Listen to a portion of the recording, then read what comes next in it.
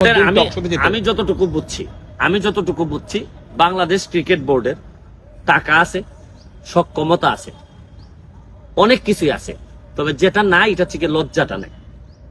যদি লজ্জা থাকতো তো এই বোর্ড এতদিন এইভাবে থাকতো না। মানুষ যারা প্রকৃত নেতা তারা কিন্তু একটা সময় পরে যোগ্যতা থাকলেও সে মনে করে আমার চলে যাওয়া উচিত।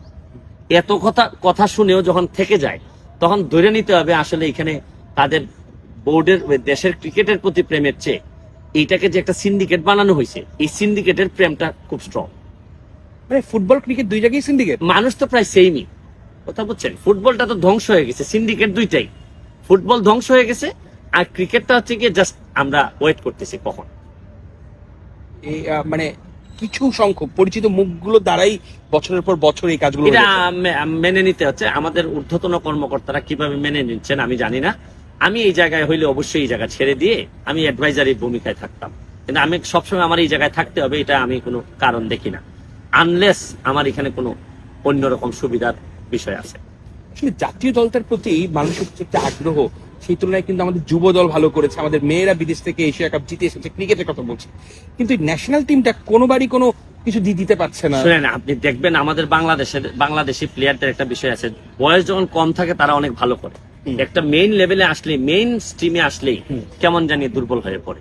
আমাদের যে ম্যানেজমেন্ট, আমাদের যে স্ট্যান্ডার্ড, আমাদের যে নাগরিকের যে যতটুকু স্ট্যান্ডার্ড হওয়ার কথা, দেখা যাচ্ছে যে ক্রিকেটটা অনেক উপরে চলে গেছে, যার কারণে এত টাকা পয়সা চলে আসছে এখানে আর কেউ এখন ছেড়ে যেতে চায় না। আপনি ধরেন 900 কোটি টাকা যদি ক্রিকেট বোর্ডের কাছে থাকে, এই টাকাটা এর থেকে মেইন ইস্যু।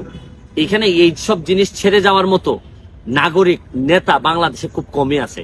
বাংলাদেশ ক্রিকেট বোর্ডে যারা আছে আমার একজনকে আমি দেখি না এই যে 900 কোটি টাকার লোভ ছেড়ে দিয়ে বলবে যে আমি আমার চেয়ে ভালো লোককে আমি আহ্বান জানাই, আমি ছেড়ে দিতে চাই।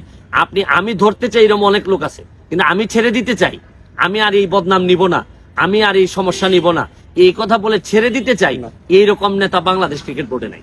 এটা সমস্যা। এবং সবকিছু মিলিয়ে যদি আমরা দেখি নানান দিক থেকে কথা উঠছে, শুনবি সেটা হচ্ছে যে তামিম বেশি আবেগপ্রবণ হয়ে গেছে।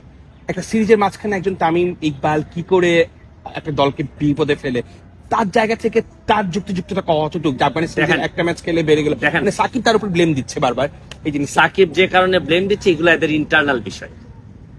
যে কোনো সময় যে কোনো কেউ যদি এরকম বিপদে ফেলে চলে যায়, এটা বোর্ডই তো বিবেচনা করার কথা। যে কোনো আবেগ একটা বোর্ডের আন্ডারে যখন আপনি থাকবেন, কন্ট্রাক্টে থাকবেন, তখন আপনারও তো কিছু লায়াবিলিটিস আছে। তামিমেরও তো এই লায়াবিলিটিস থাকার কথা, সে কতটুকু আবেগ দেখাইতে পারবে না। এগুলা তো আমরা তো এগুলা বিচার করার কেউ না, এগুলো বোর্ড বিচার করবে। বোর্ড এইসব জায়গায় তো পুরোপুরি ব্যর্থ, যার কারণে যে যার মতো করে আবেগ দেখাচ্ছে। আর বোর্ড হচ্ছে গিয়ে যে তোমরা যেই যায় আবেগ দেখাও, আমার লাভটুকু থাকলেই। ভাই একটা প্রশ্ন খুব সিরিয়াসলি করতে